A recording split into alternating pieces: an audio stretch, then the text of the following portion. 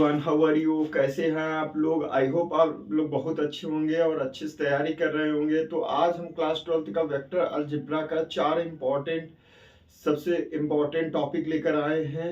ये आपके पूरे वेक्टर अलजेब्रा और 3D में इसका बहुत यूज है, तो इसको देखना ना भूलिए।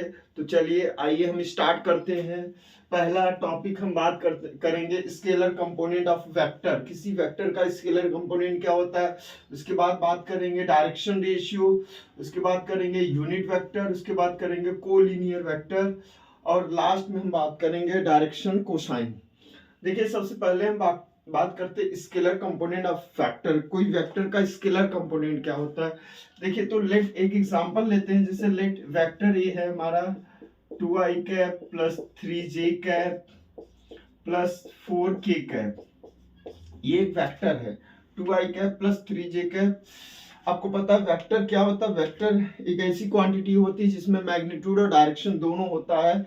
और आपको पता है वेक्टर को एक डायरेक्टेड लाइन से रिप्रेजेंट करते हैं। उसका जो लेंथ होता है वो मैग्नीट्यूड को रिप्रेजेंट करता है। उसका नो क्या रिप्रेजेंट करता है? डायरेक्शन को। नो किसको रिप्रेजेंट करता है? डायरेक्शन को।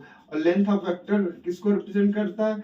Magnitude of that quantity. ठीक है, तो हम आज बात करते हैं आपका स्केलर कंपोनेंट की। तो स्केलर कंपोनेंट बेसिकली क्या होता है? स्केलर कंपोनेंट जो होता है किसी वेक्टर का जो स्केलर कंपोनेंट होता है, आई थिंक उसकी स्केलर वैल्यू होती है।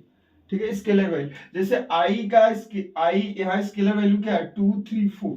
तो आई का कोफिशिएंट क्या है? 2, जे का कोफिशिएंट क्या है? 3, के का कोफिशिएंट क्या है? 4। तो अगर बात करेंगे पहला, अगर बात करें स्केलर कंपोनेंट ऑफ वेक्टर, तो स्केलर कंपोनेंट ऑफ वेक्टर क्या हो जाएगा? Scalar component of vector A. तो इसका स्केलर 2, 3, 4 हो जाएगा। ठीक है, मतलब स्केलर कंपोनेंट किसी वेक्टर का क्या होता है? आई का कोफिशिएंट, जे का कोफिशिएंट, के का कोफिशिएंट। यहाँ आई का कोफिशिएंट क्या है? 2, यहाँ जे का 3, यहाँ के का 4। अगर मान लीजिए यहाँ -3 होता तो -3 आता, यहाँ -3 आता। अगर यहाँ -4 होता तो यहाँ -4 आता। समझ में आया कि नहीं? क्योंकि बात करें, देखिए किसी भी वेक्टर का जो डायरेक्शन रेशियो होता है उसका वो स्केलर कंपोनेंट ऑफ उस वेक्टर का स्केलर कंपोनेंट ही होता है। मतलब किसी वेक्टर का direction ratio is a scalar component of that vector. Direction ratio is what? Scalar component of that vector.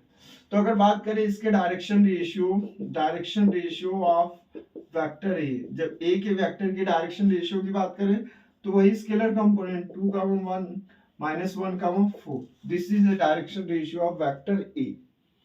ठीक है, नाउ से थर्ड, फर्स्ट हो गया स्केलर कंपोनेंट, सेकंड हो गया डायरेक्शन रेशियो, थर्ड की बात करें यूनिट वेक्टर। क्या होता है? Unit vector are those vectors which have magnitude is 1। जिसका मैग्नीट्यूड 1 होता है वो यूनिट वेक्टर होता है। ठीक है, अब बात करते हैं जैसे इसको रिप्रेजेंट करते कैसे कर, अगर बात करें वेक्टर ए का, vector a unit vector of vector A, unit vector of vector A. Vector A का यूनिट वेक्टर क्या होगा? ए कैप से रिप्रेजेंट करेंगे। ए कैप कैसे निकालेंगे? ए कैप होगा vector A upon magnitude of vector ए। मतलब किसी वेक्टर का अगर यूनिट वेक्टर निकालना है, सिंपली सी उस वेक्टर के मैग्नीट्यूड से उसमें डिवाइड करते हैं। अब वेक्टर ए का मैग्नीट्यूड क्या? वेक्टर ए क्या है? 2i कैप माइनस जे कैप प्लस 4k कैप। अब इसका मैग्नीट्यूड कैसे निकालेंगे? अंडर रूट ऑफ 2 का स्क्वायर 4 -1 का स्क्वायर 1 प्लस 4 का स्क्वायर 16। मतलब i के कोफिशिएंट का स्क्वायर अंडर रूट में j के कोफिशिएंट का स्क्वायर प्लस k के कोफिशिएंट का स्क्वायर। तो a कैप क्या हो जाएगा आपका? 2i cap minus j cap plus 4k cap upon under root of 16 और 4 हो जाएगा 20 प्लस 1 अंडर रूट 21। तो ये आ जाएगा 2 upon under root 21 I cap minus 1 upon under root 21 J cap plus 4 upon under root 21 K cap. ये हो गया। ठीक है, इसका यूनिट वेक्टर। ठीक है, मतलब किसी भी वेक्टर का यूनिट वेक्टर निकालना है तो उस वेक्टर में उसके मैग्नीट्यूड से डिवाइड कर दीजिए। ठीक है, तो 3 टॉपिक कवर हो गए। बात करते कोलिनियर वेक्टर। ठीक है, कोलिनियर वेक्टर क्या होता है? देखो कोलिनियर वेक्टर क्या होते हैं? कोलिनियर वेक्टर वो वेक्टर होते हैं जो किसी गिवन लाइन के क्या हो, पैरेलल, गिवन लाइन के क्या हो, पैरेलल। ठीक है, मतलब ये कह सकते हैं ऐसे वेक्टर जिनके बीच का एंगल या तो आपका 0 डिग्री होगा या तो 180 डिग्री होगा। ठीक है, वो कोलिनियर होंगे। जैसे वेक्टर ए है, यहाँ वेक्टर बी है, ये अगर हम राइट करें तो vector A equal to minus vector B, ये दोनों वेक्टर का मैग्नीट्यूड इक्वल है बट डायरेक्शन अपोजिट है, ये भी कोलिनियर होंगे। ठीक है, मान लीजिए एक लाइन मैंने ड्रॉ किया, अब ये देखिए ये वेक्टर भी इस लाइन की, ये गिवन लाइन है, suppose that this is a given line. ठीक है, ये वेक्टर ए है, अब ये वेक्टर बी है। ठीक है, ये दोनों वेक्टर क्या इस गिवन लाइन के क्या है, पैरेलल है, क्योंकि लाइन क्या हो, दोनों साइड डायरेक्टेड होती है, दोनों साइड एक्सटेंडेबल होती है।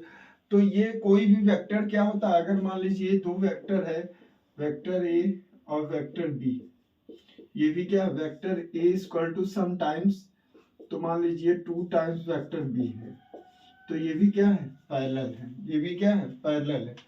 ठीक है, तो अगर वो सारे वेक्टर पैरेलल होते जिनके बीच का एंगल क्या हो, या तो 0 डिग्री हो या 180 डिग्री हो, वो पैरेलल हो, सिंपल सा। ठीक है, अब देखिए यहां से कुछ चीजें मिल रही, a equal to 2b, a equal to -1b।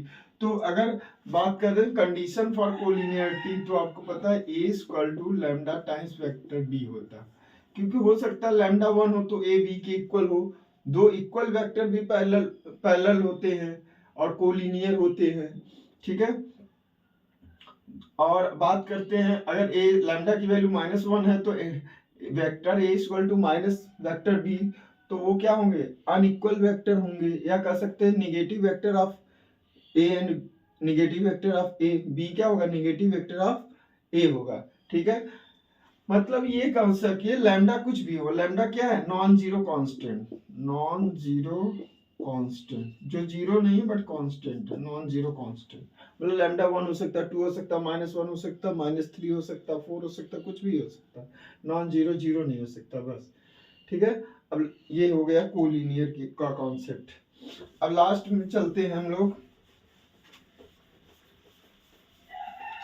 Last में हम लोग चलते हैं, बात करते हैं डायरेक्शन कोसाइन की।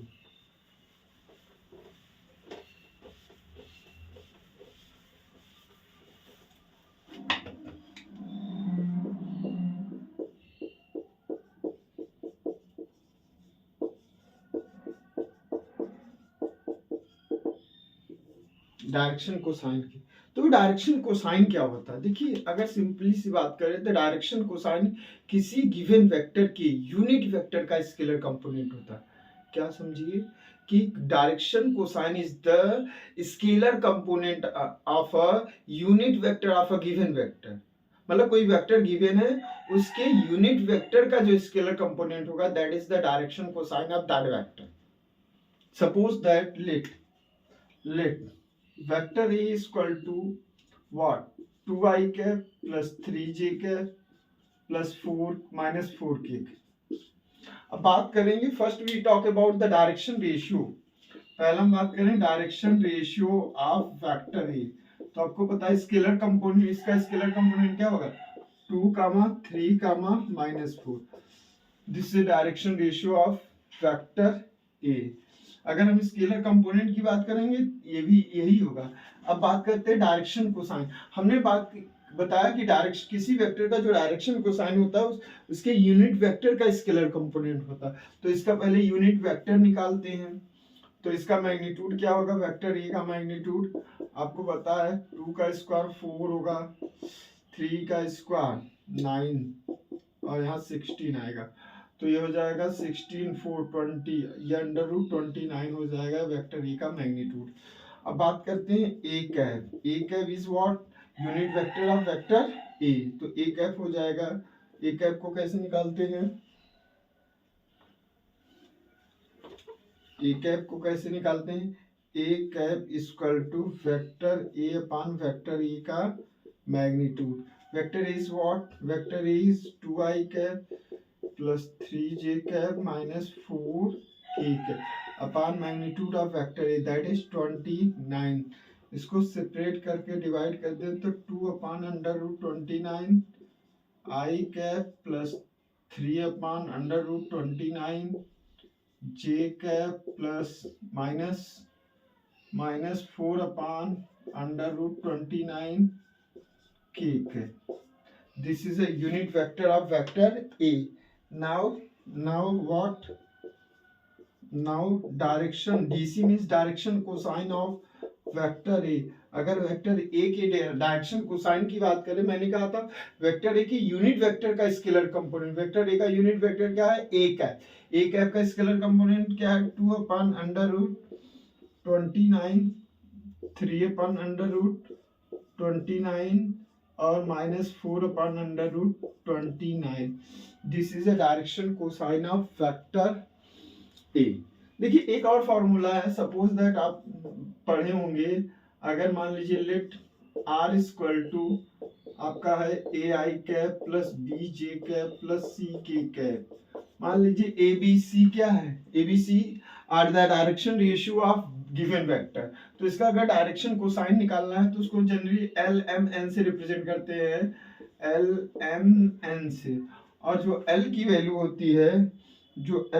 होती है, और एक और तरीका है डायरेक्शन कोसाइन निकालने का, जैसे let R equal to A I cap plus B J cap plus C K cap. This is a vector R और इसके मान लीजिए डायरेक्शन कोसाइन क्या है? एल एम एन है.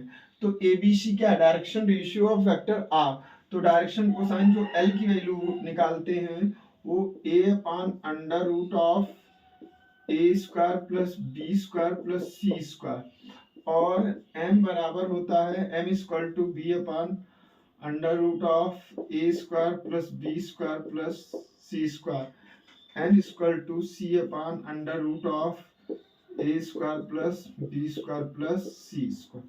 This is a L, M and R direction cosine of vector R, and A, B, C are the direction ratio of vector R. ठीक है.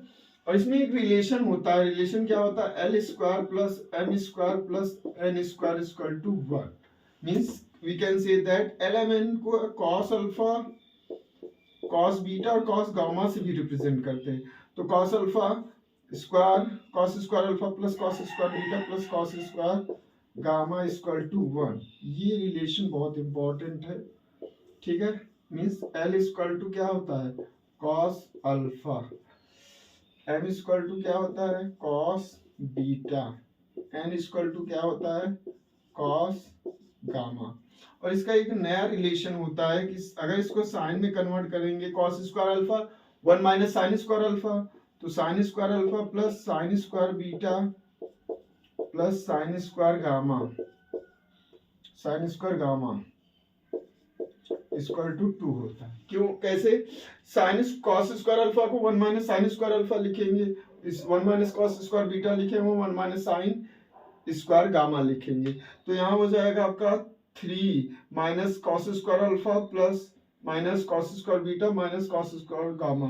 तो इस पूरे को उधर ले जाएंगे तो पॉजिटिव आ जाए, बाद में आ जाए 3 माइनस 1 2 आए. ठीक है. तो ये नया एक रिलेशन मिलता है. कभी कभी आपको कभी एग्जाम में ये पूछ देगा ऑप्शन